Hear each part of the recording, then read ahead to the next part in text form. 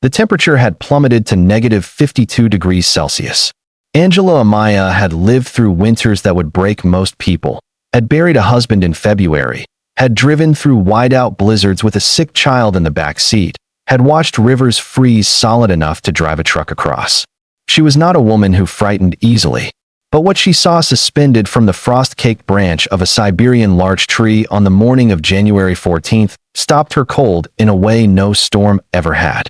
Encased in a shell of ice so thick it had turned the color of old glass, a large hawk hung upside down from the branch, its talons frozen around a limb it had landed on, perhaps 2 nights ago, perhaps 3. The bird's wings were spread at an unnatural angle, locked mid-motion, as though it had been flash-frozen in the very act of settling. Its amber eyes were open, and they were moving. It was still alive. And then Angela saw something else, something that made her chest seize with a pain she hadn't felt since the day her daughter first stopped breathing in the NICU 31 years ago. Pressed against the hawk's breast, sheltered beneath a single ice-encased wing, was a chick. Tiny. Impossibly small for a Siberian winter. Its downy feathers were visible through the translucent ice like a watercolor painting trapped beneath glass. It, too, was moving. Barely, but moving. A mother hawk had tried to shield her baby with her own body, and the cold had taken them both. Angela Amaya, 67 years old, 11,000 kilometers from home, alone in the Siberian taiga with nothing but a backpack and a pair of frostbitten fingers, looked at that frozen bird and made a decision that would change her life, and the lives of everyone who would eventually hear this story. If you believe that love, real, stubborn, bone-deep love, can survive anything the world throws at it, then stay with me. Because what happened next on that frozen hillside is one of the most extraordinary things I have ever had the privilege of telling. Angela Amaya was not supposed to be in Siberia. She was supposed to be in Atlanta, Georgia, sitting in her kitchen on Peyton Road with a cup of Folgers coffee and the morning news, watching her cat Thaddeus wage his endless war against the birds at the feeder outside the window. That was the life she had built after 34 years of nursing. After raising 2 children more or less alone after Marcus left, after surviving a breast cancer diagnosis at 58 that her oncologist had described, with clinical understatement, as concerning. She had earned that kitchen. She had earned that cat. She had earned the right to be warm.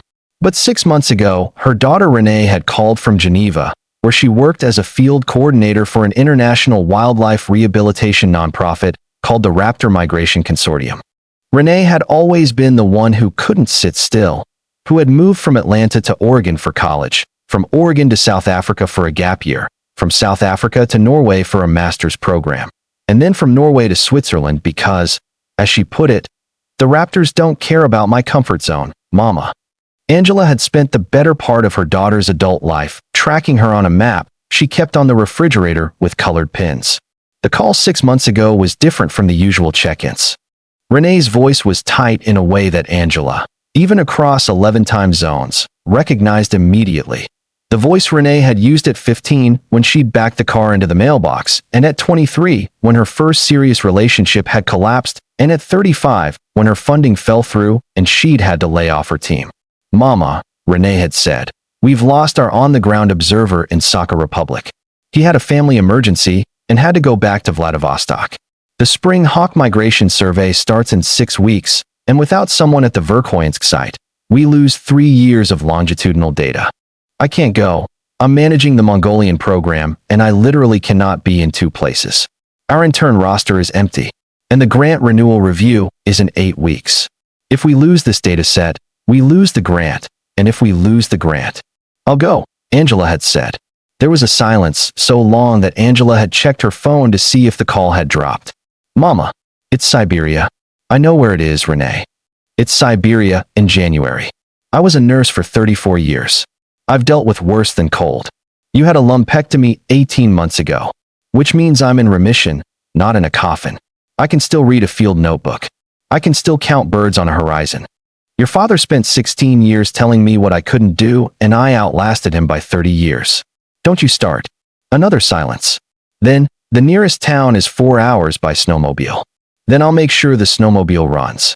Mama, send me the training materials, Renee. The training had taken 6 weeks.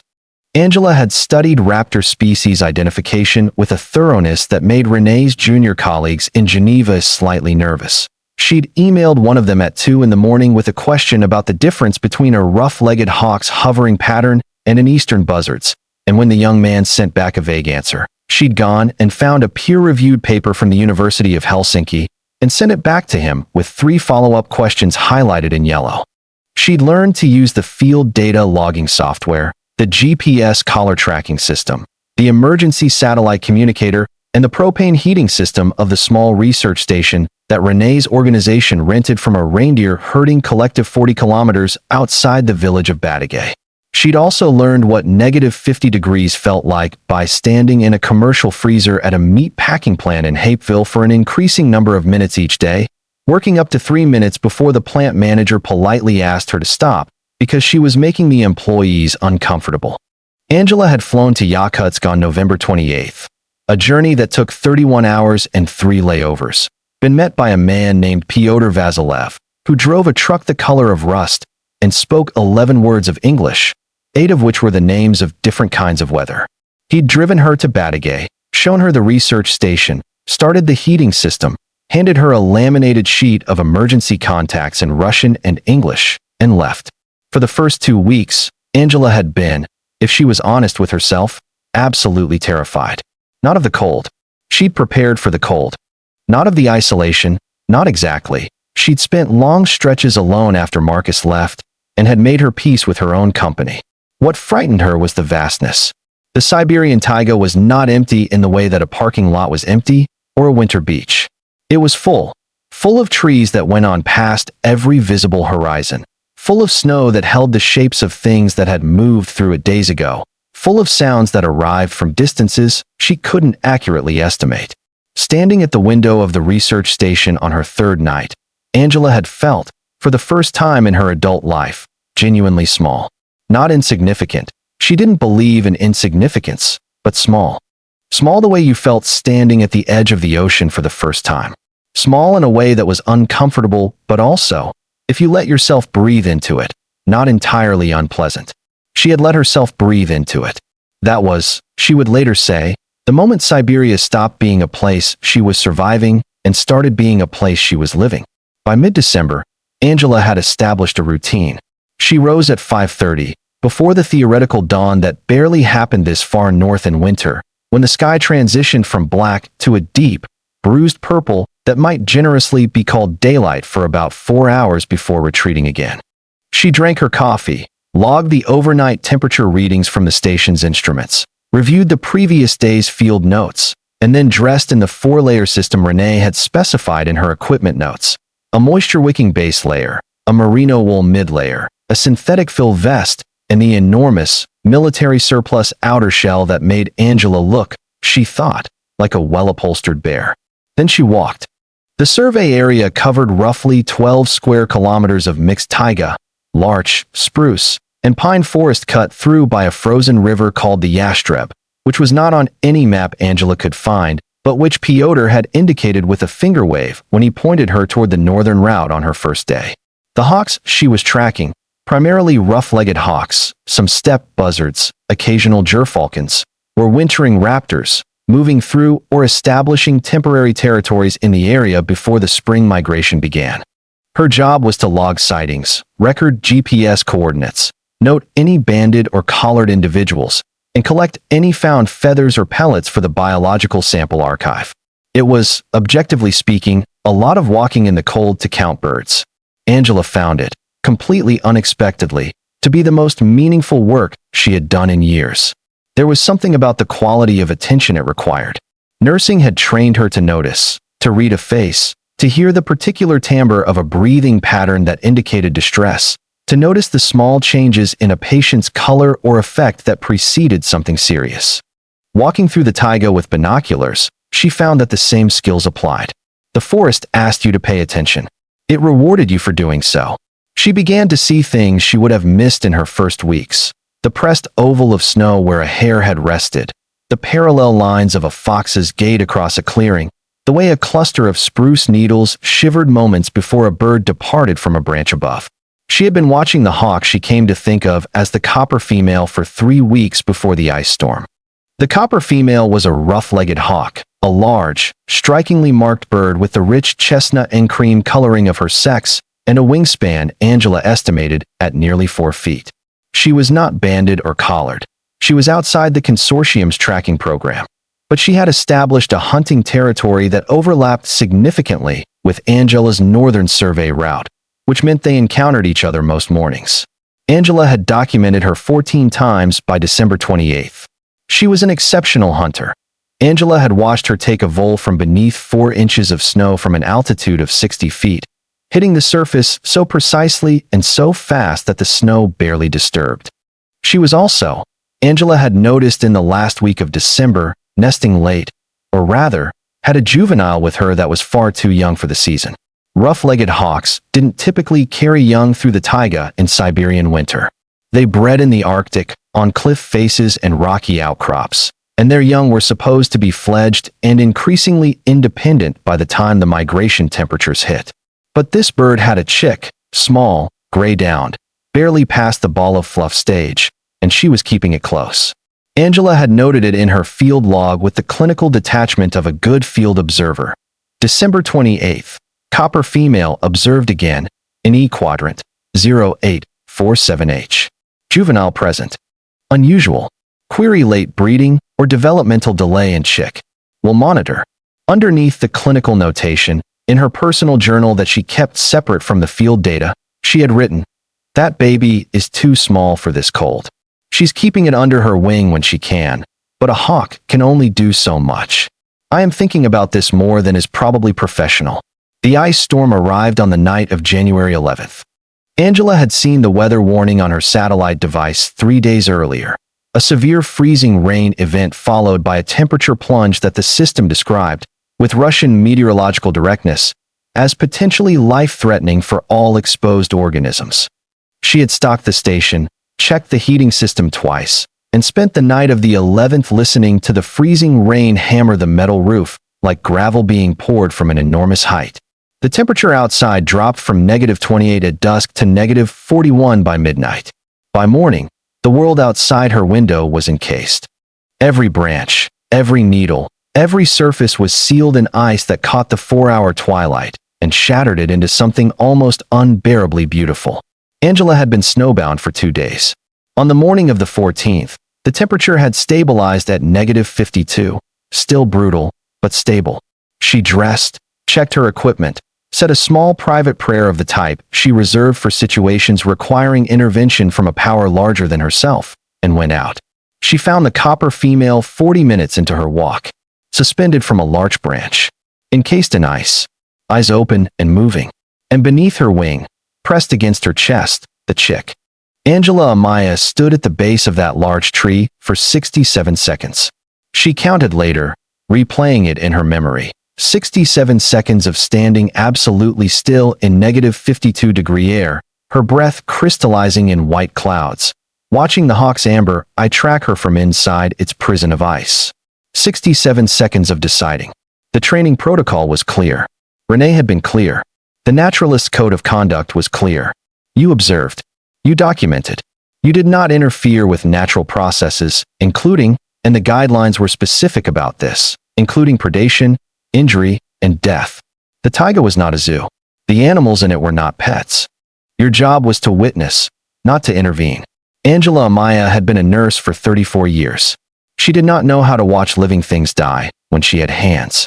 She took off her outer gloves, tucked them under her arm, and began.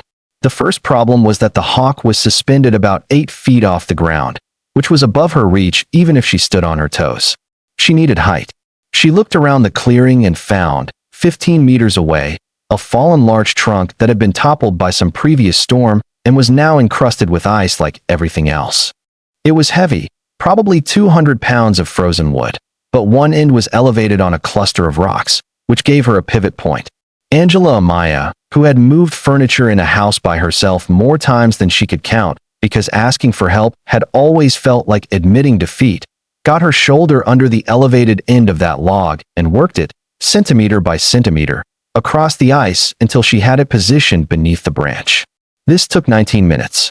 Her inner gloves were soaked through by the end of it, and her left shoulder ached in a way that reminded her it was no longer 30 years old. She didn't stop. Standing on the log brought her to within 2 feet of the hawk. Up close, the ice encasing the bird was startlingly thick, nearly an inch in places, built up over 2 nights of freezing rain and a temperature drop that had sealed the accumulation in place. The hawk's talons were frozen entirely around the branch. The ice over its body was solid enough that she could hear a faint tapping when she touched it with her knuckle, like knocking on a window. The hawk watched her. It did not struggle. It could not. It was too completely frozen to move. But its eye tracked her steadily, and Angela found, as she had found thousands of times at a hospital bedside, that being seen clearly by something in pain and not looking away was the foundation of everything that came next. "I see you," she said out loud to the hawk. Her voice sounded odd in the frozen forest. Too warm, too human.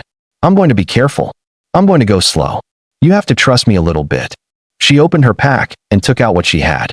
The field kit was not designed for this. It contained a compact first aid kit, a multi-tool, a small flashlight, a space blanket, a length of paracord, energy bars, a thermos of hot water she'd filled before leaving the station, and a waterproof notebook. She also had, in an inner pocket close to her body, a second thermos that she used to keep her hands warm when the cold became dangerous, which meant it still held lukewarm water, about 45 degrees Celsius.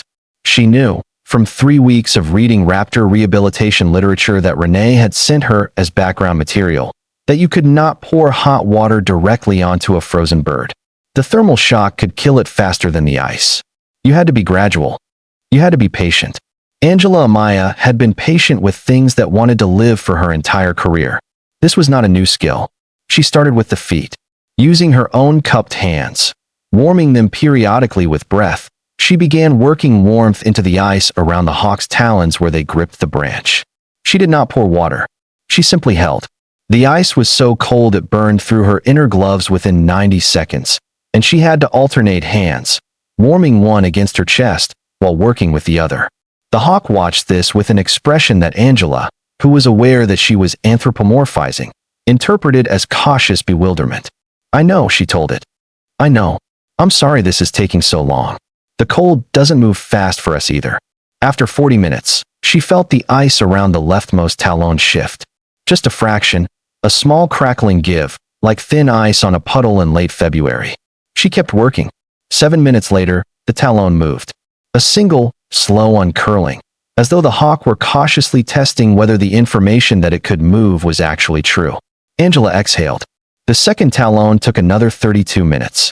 By the time both feet were free, Angela's hands were trembling, and she had lost feeling in her left thumb, which alarmed her in a professional capacity, even as she refused to stop. She tucked the thumb inside her fist, generated friction, worked the blood back in, and kept going. The hawk's body was the harder problem.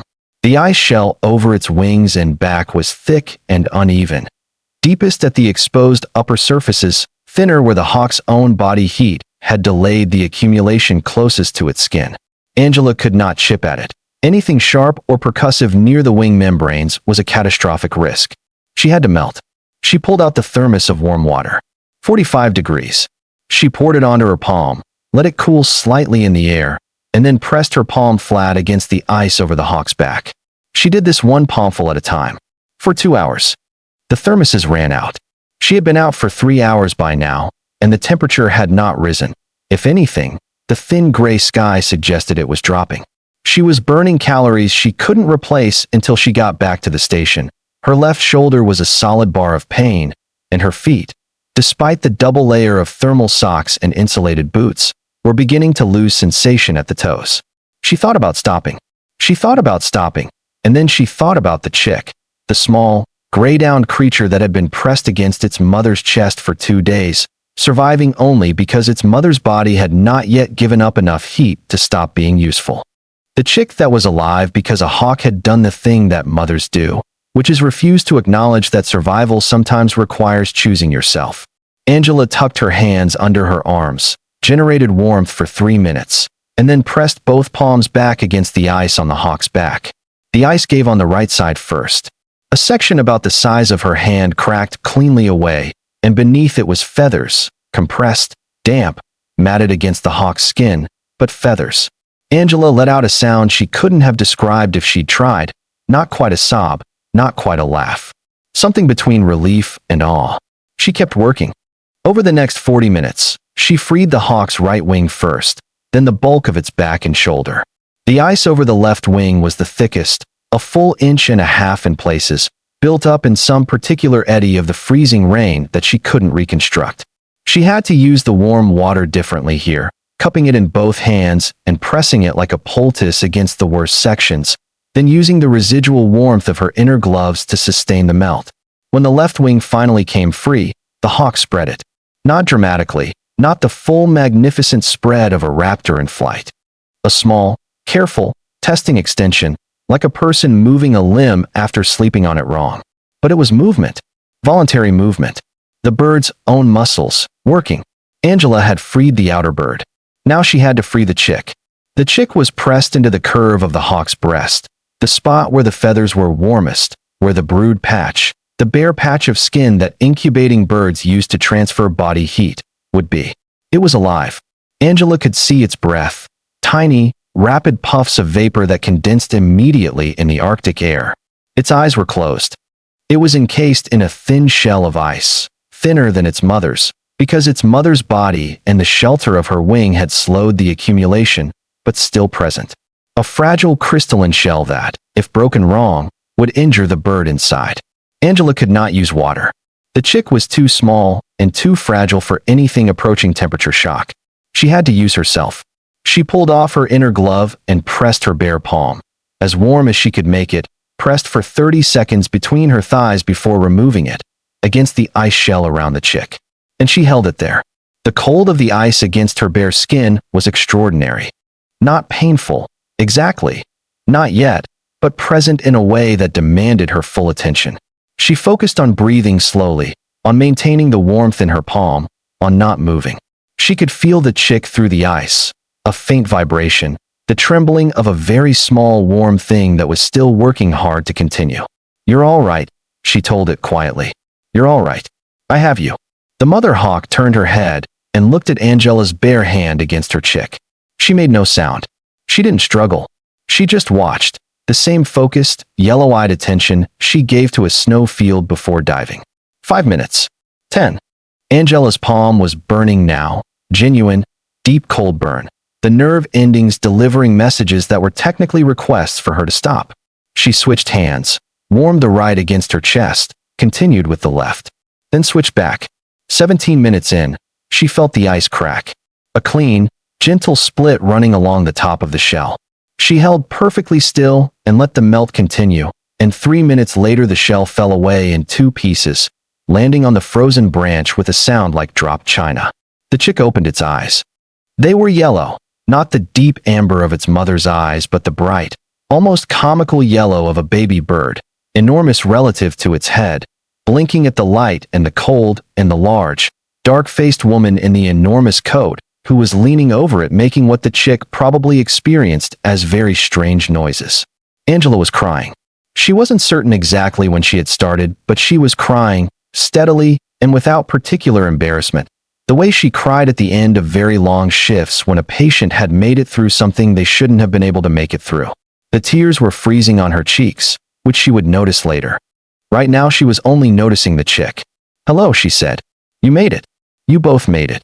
The mother hawk spread both wings now, fully, properly, a magnificent 4-foot span that sent ice crystals scattering from the remaining fragments on her feathers. She pulled the chick under her right wing in a gesture so swift and certain it looked choreographed. The chick disappeared into the warm dark of its mother's feathers. Angela Amaya leaned against the larch tree, her hands shaking, her shoulder in full revolt, her toes numb and her cheeks freezing, and laughed. The walk back to the station was the hardest 40 minutes of Angela's time in Siberia. She was exhausted in the deep, systemic way that came from prolonged cold exposure and physical effort. Not the tired of a long shift, which lived in the feet and lower back, but the tired of the entire organism, every system having spent the last 4 hours working simply to keep the blood warm and the hands functional. She was also, she realized as she began moving, more emotionally spent than she'd known during the event itself. That was the pattern she recognized from the ICU. You got through it by not fully feeling it while it was happening, and then you felt all of it the moment the crisis resolved. She talked to herself on the walk back.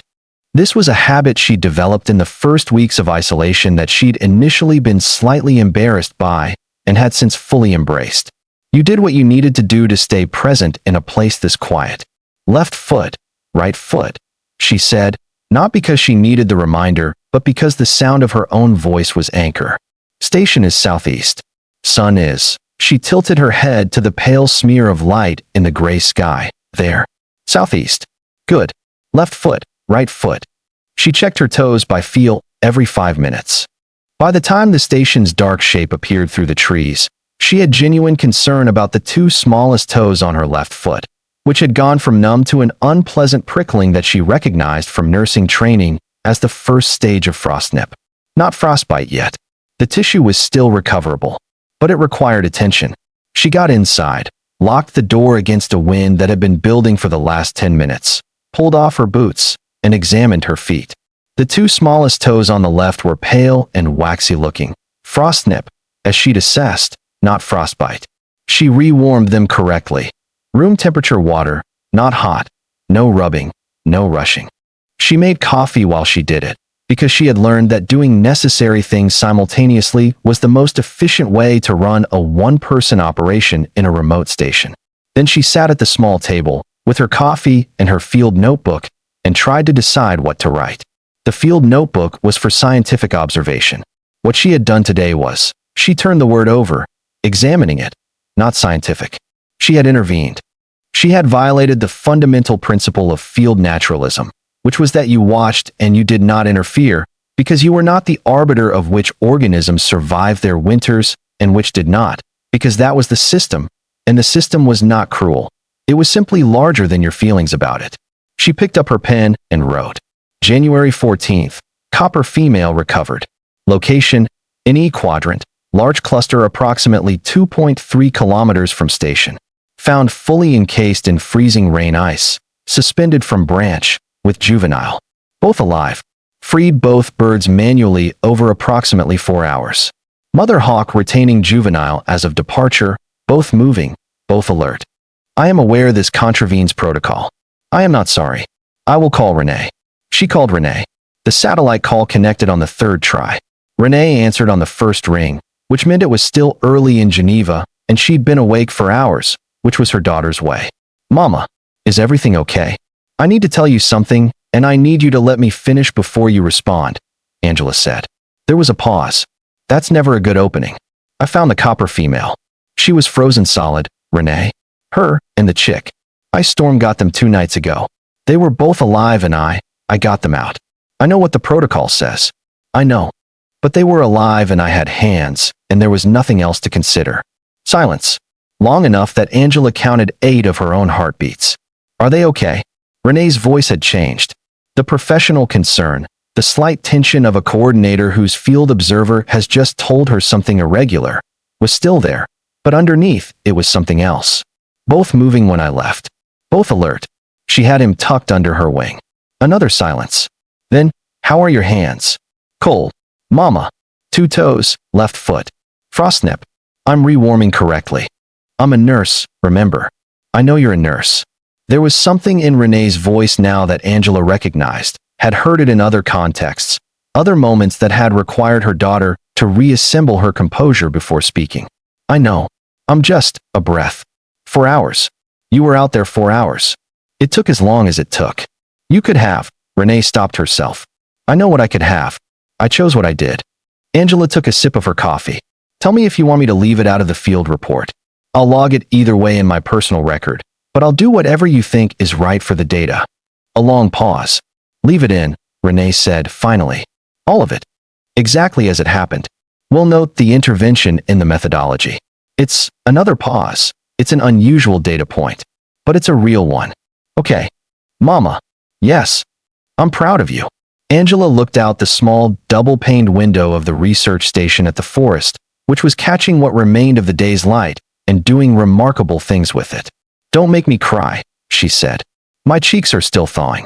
Here is where the story becomes something different from what Angela expected it to be. She expected she would return to the northern survey route. She would look for the copper female. She would find either that the bird had survived and moved on, or that she had not survived and was gone.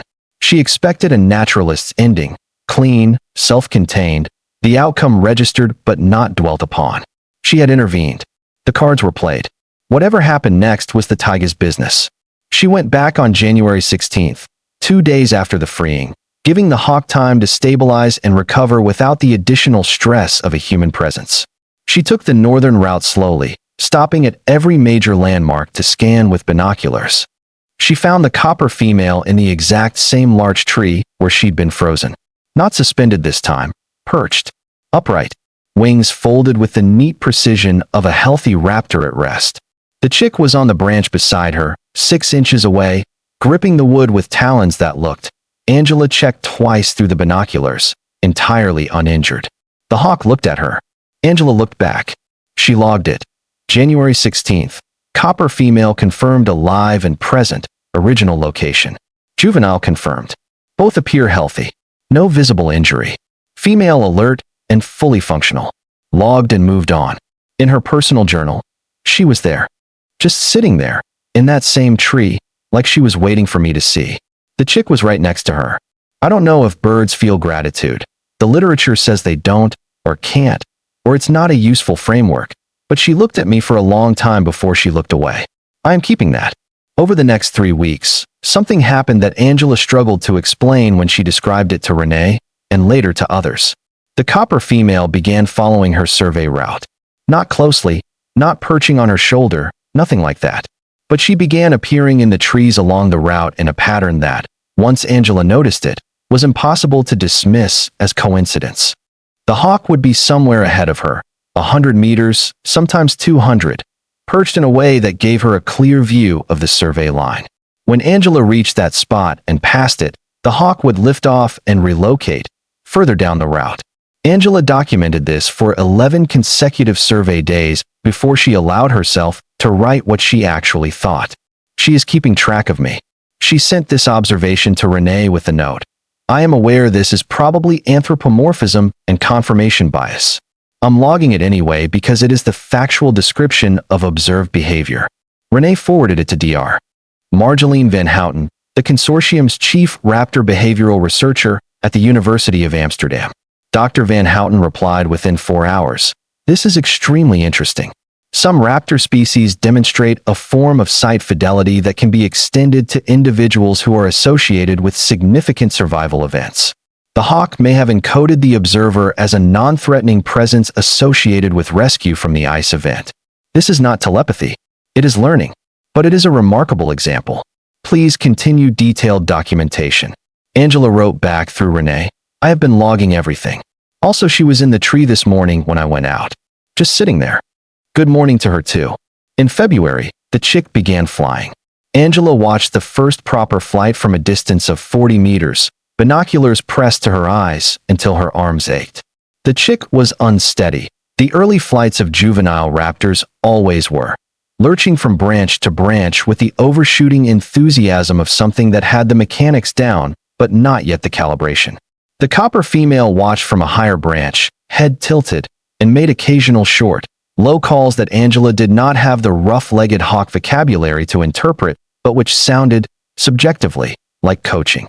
Come on, Angela said under her breath, watching the chick attempt a slightly longer glide between 2 larches, overshoot, grab the wrong branch, and hang sideways for a moment before righting itself. Good. Good. Try again.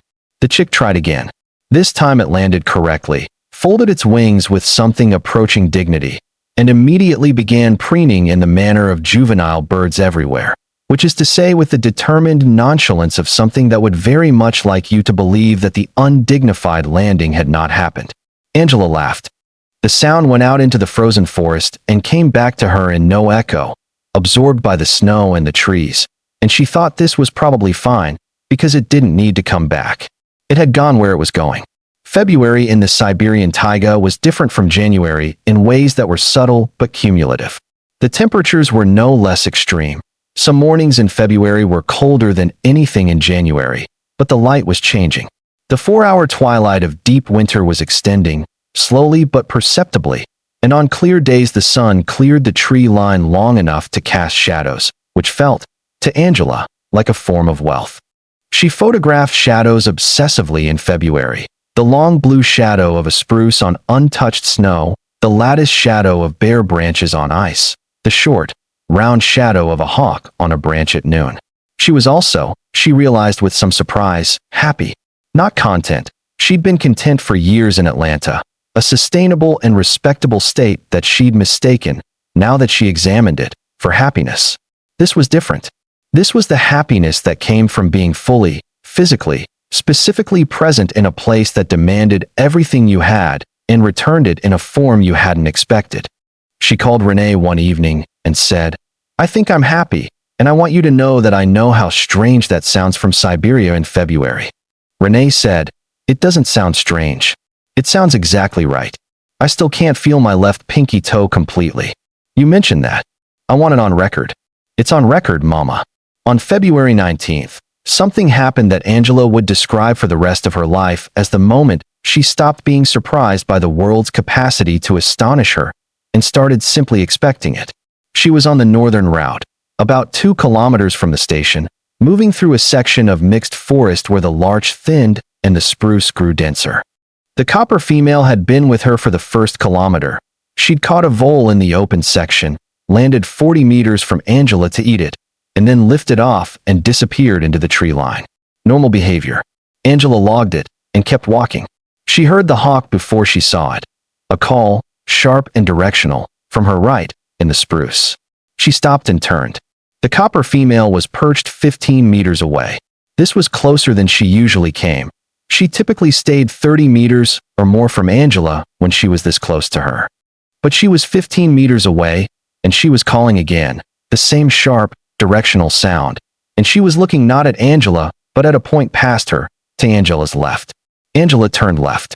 In the snow, partly obscured by a fallen branch, was an indentation she would have walked past. A slight, irregular depression, about 4 feet long, in the otherwise unbroken snow. But the snow at its center was not white. It was pale gray, which was wrong, which was the gray of something that had been there long enough for the surface to crust differently from the surrounding snow. Angela moved to it slowly. Crouched down. A reindeer calf.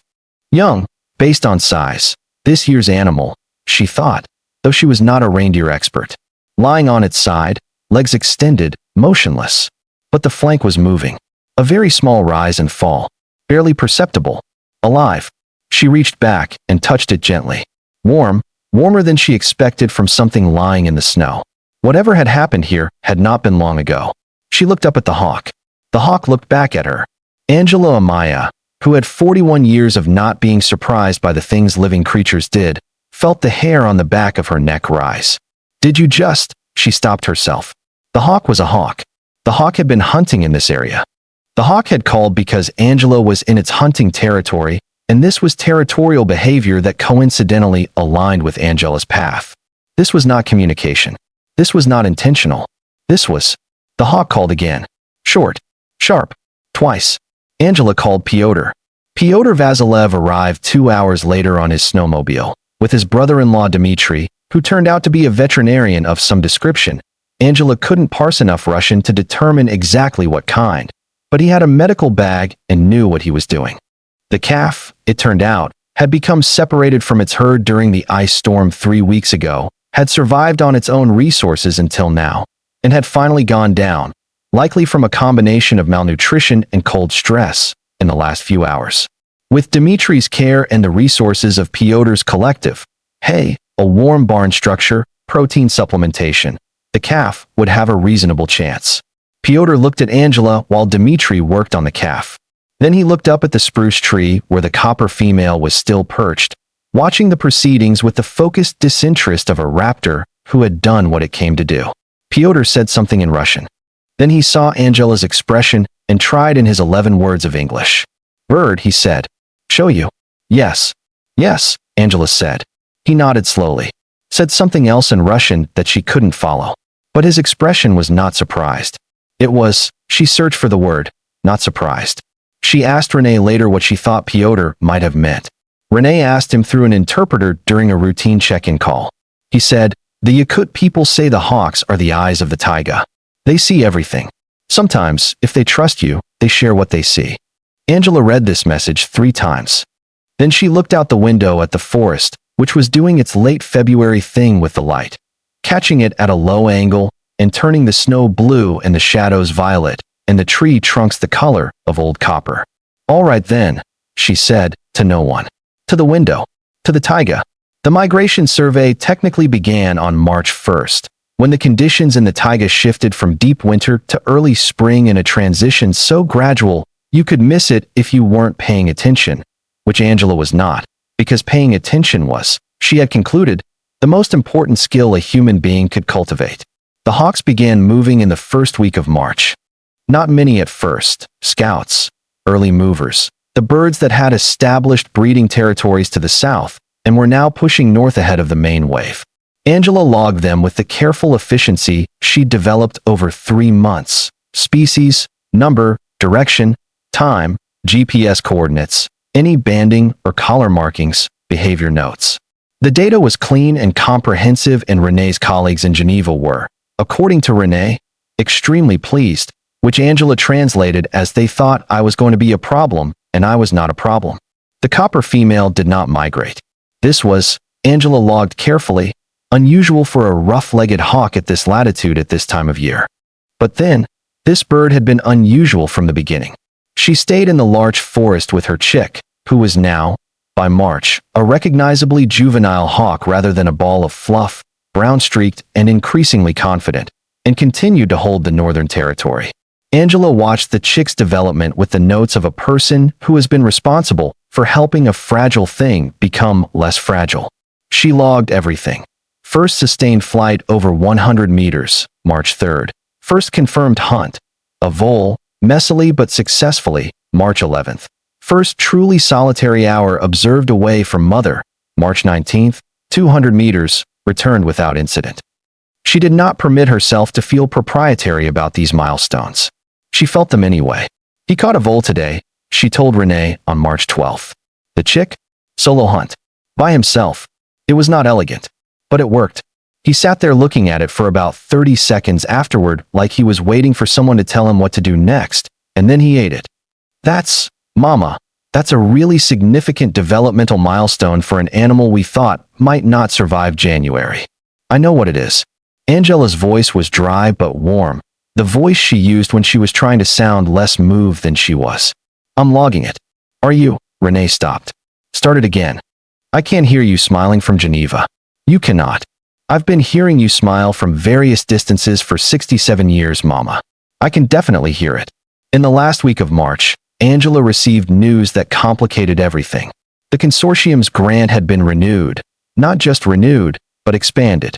The Verkhoyansk site data, combined with the longitudinal records from the previous 3 years and Angela's intervention documentation, which Dr. Van Houten had written up as a behavioral note for the consortium's quarterly journal, had attracted the attention of a larger European conservation funding body.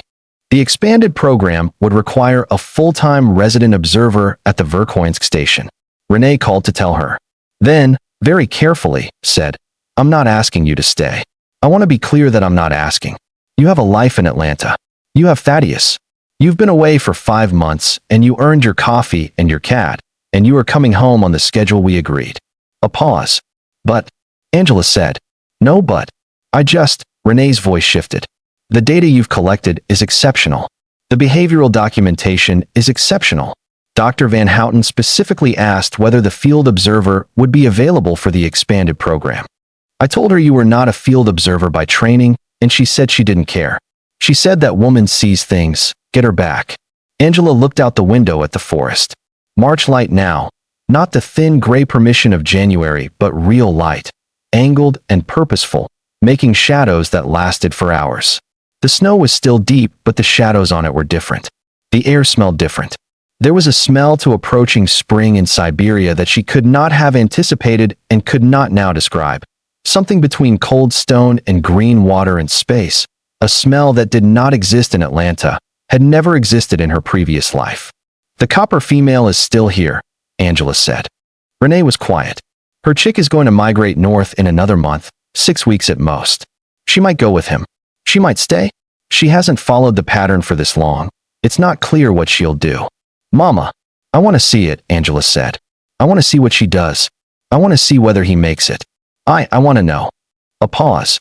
I also want to think about the rest separately, because thinking about whether to stay a year while I'm looking at this forest is not going to lead to an objective conclusion. That seems wise. I have been known to be wise. Angela turned away from the window. Tell Dr. Van Houten I'll think about it. I'll tell her. A beat. She's going to be thrilled. She does a very contained version of thrilled, but I'll know it's happening. Angela Amaya left the Verkhoyansk research station on April 14th, exactly 5 months to the day after she'd arrived. She had watched the juvenile hawk. She had not named him, had been very firm with herself about this, though she had in her personal journal referred to him at various points as the boy, the young one. And once on a day when he'd attempted a particularly ambitious swoop through a cluster of larches and tangled his own trajectory magnificently. Oh, for heaven's sake, baby, depart the territory on April 9th. It happened in the morning, in good visibility, with a clear sky and a northwest wind that was, for the first time in months, not bitterly cold, but merely cold. He circled 3 times over the larch forest with the directional certainty of a migrating bird that has received information from its genes about where it is going, then straightened his line and went north. Angela had watched him out of sight, then turned around. The copper female was perched in the same larch tree where she'd been frozen 3 months ago. Her head was turned north, watching the direction her chick had gone. After a long moment, long enough that Angela counted it, 2 minutes, 14 seconds, she turned her head south. She looked at Angela. Angela looked back. He did good, Angela told her. The hawk held her gaze for another 30 seconds. Then she looked away, into the forest, and was still. Angela had written in her journal that night. Whatever this has been, it has been real. I don't have better language than that. She is a hawk and I am a woman, and we spent 3 months in the same forest at the same time, and something happened between us that I cannot fully explain and am not going to try to.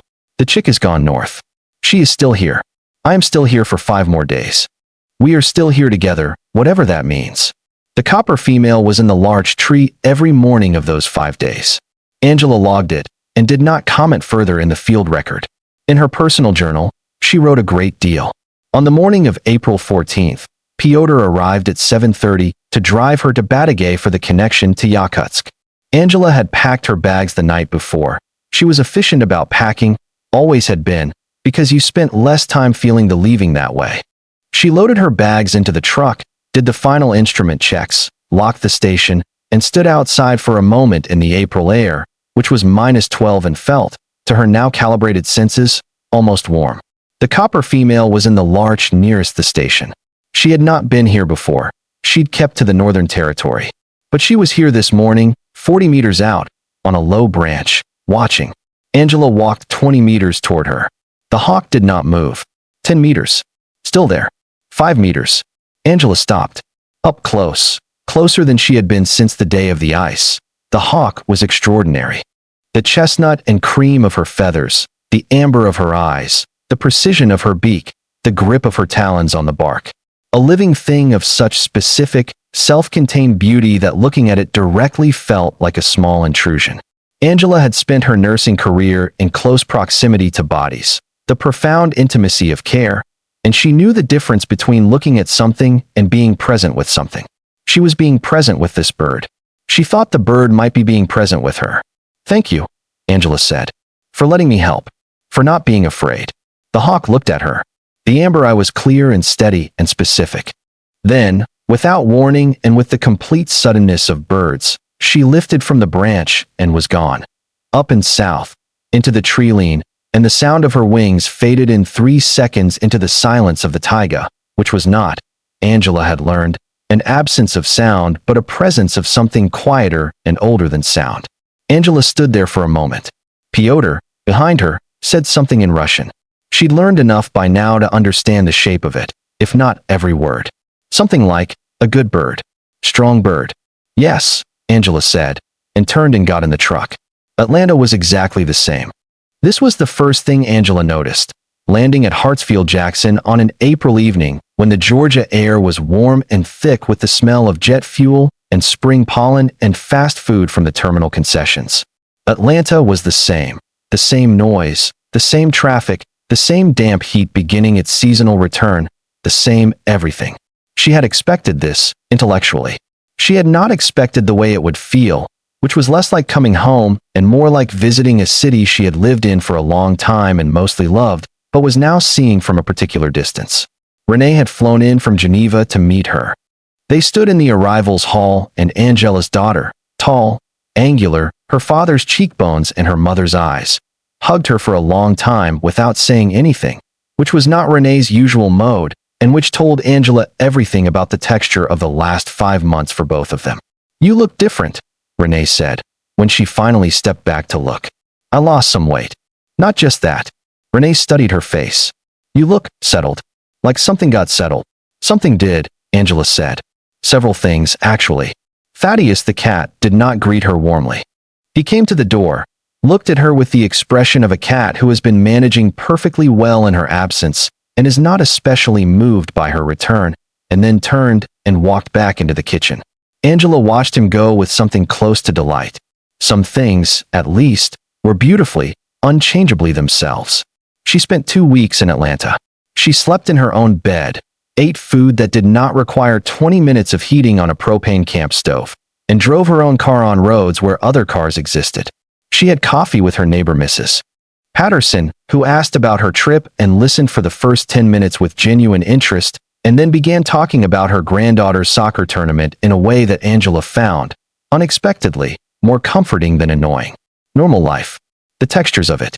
But she also sat at her kitchen table with her field notebooks, all 12 of them, 3 months of daily logs and observation records and behavioral notes and personal reflections, and read them through. She read them the way she had always read the charts of patients she was handing off to the next shift, looking for the through line, the pattern beneath the events, the story that the data was trying to tell. The story the notebooks told was this. A woman had gone to the end of the world and discovered that the end of the world was not an ending, but a place where certain things became clear that were obscured in ordinary life. That paying full attention to living things was not a sacrifice of self, but an extension of it. That wildness was not a threat to survive, but a language to learn.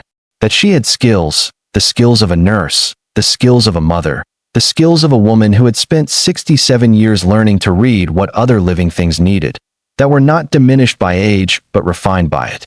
That the hawk had trusted her not because she was special, but because she had been present, completely, and without agenda, and that presence was a thing she could choose.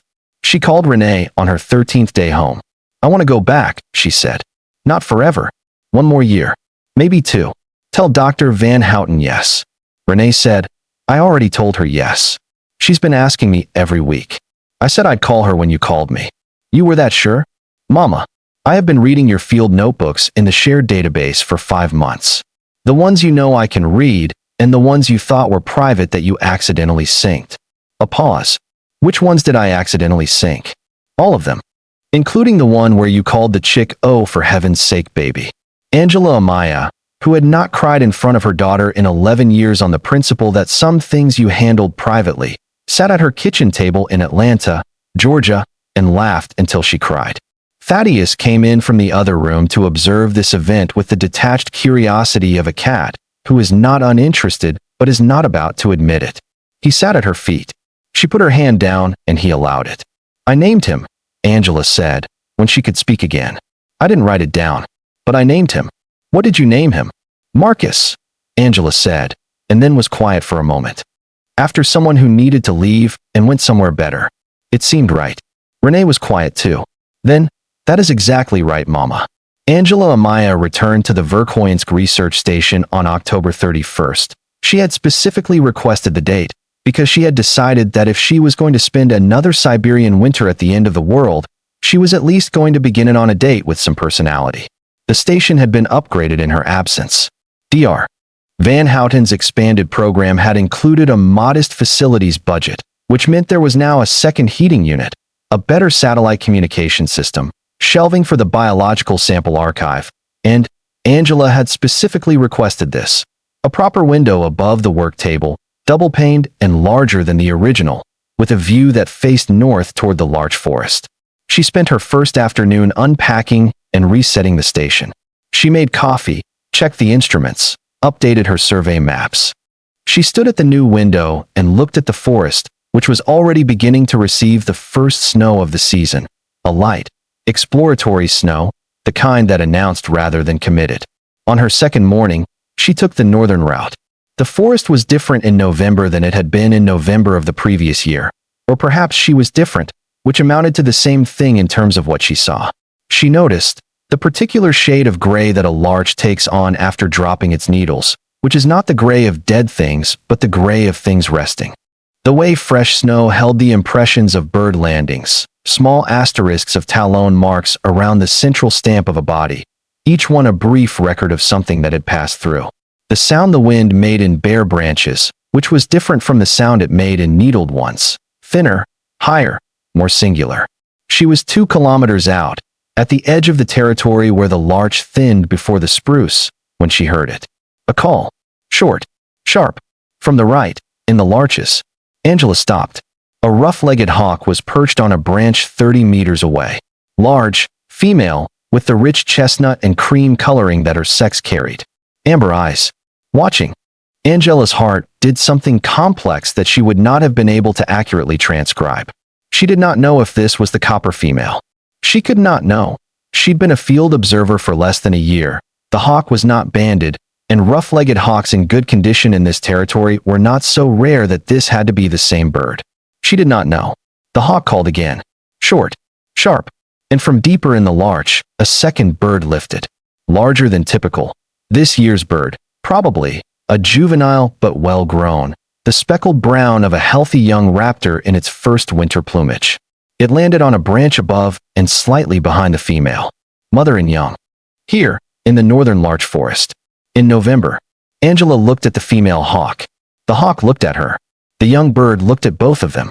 The snow came down, light, exploratory, uncommitted, and touched the branches and the hawk's feathers and the shoulders of Angela's enormous coat and the surface of her field notebook, which she'd taken out but had not yet opened.